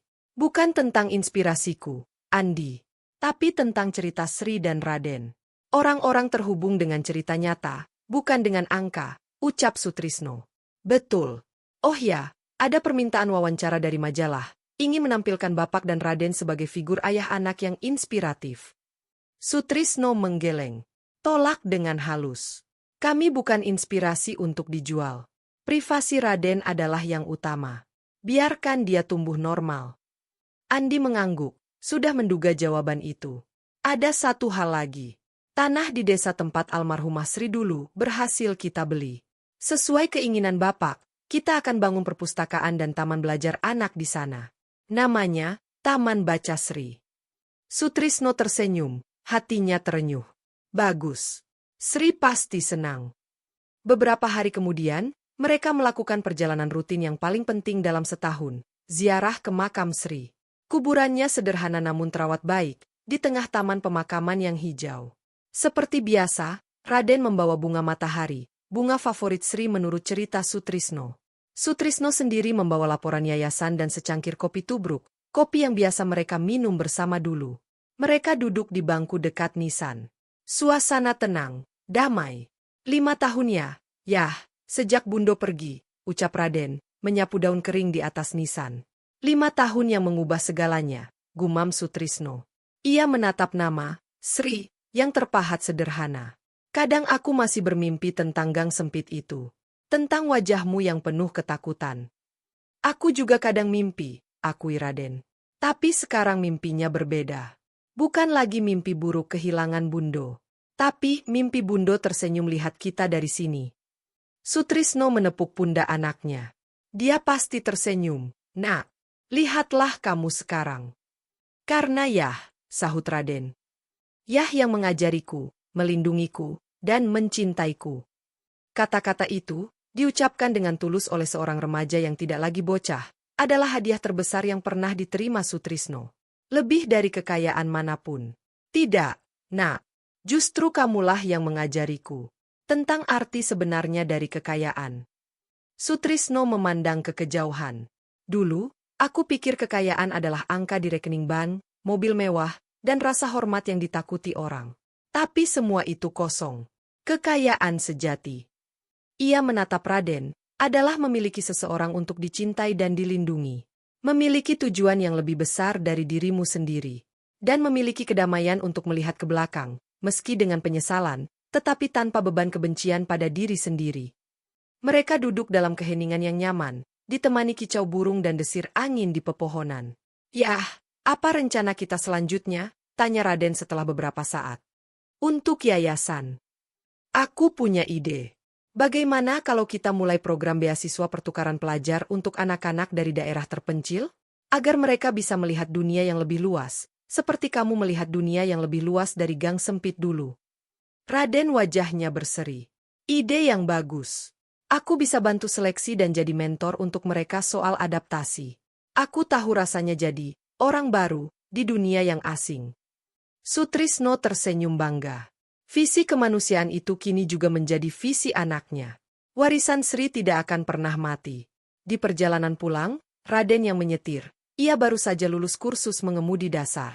Sutrisno duduk di sampingnya, mempercayakan nyawanya pada tangan remaja yang dulu gemetar memegang ujung jasnya. Yah, terima kasih, ucap Raden tiba-tiba, fokus pada jalan. Untuk apa? Untuk tidak menyerah padaku. Untuk belajar jadi ayah.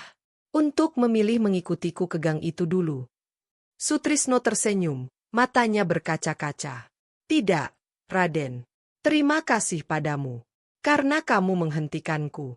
Kalau bukan karena tangisanmu hari itu, aku mungkin masih menjadi orang yang hampa di Menara Gading, mati pelan-pelan dalam kesendirian yang mewah. Mereka tiba di rumah saat senja mulai menyapu langit. Lampu-lampu di rumah menyala hangat.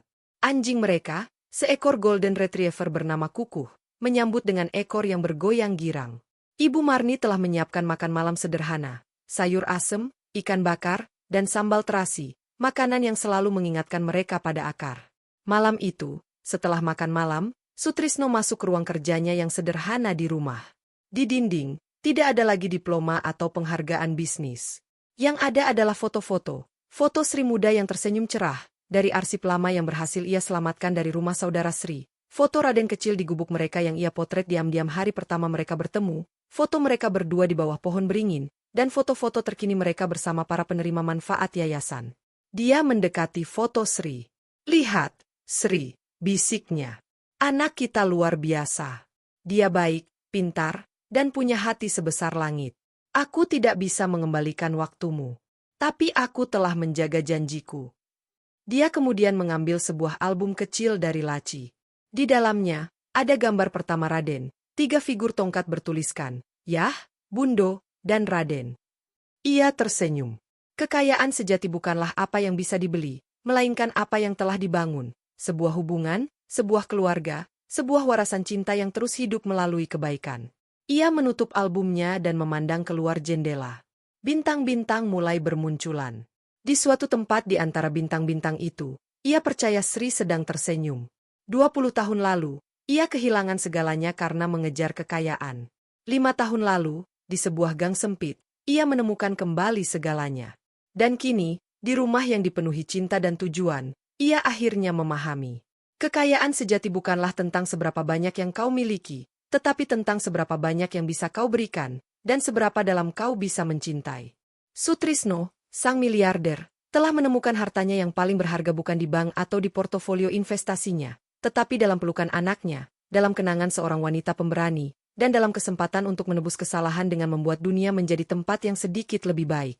Hidupnya yang dulu diukur dengan angka, kini diukur dengan makna. Dan itu adalah kekayaan yang tak ternilai harganya.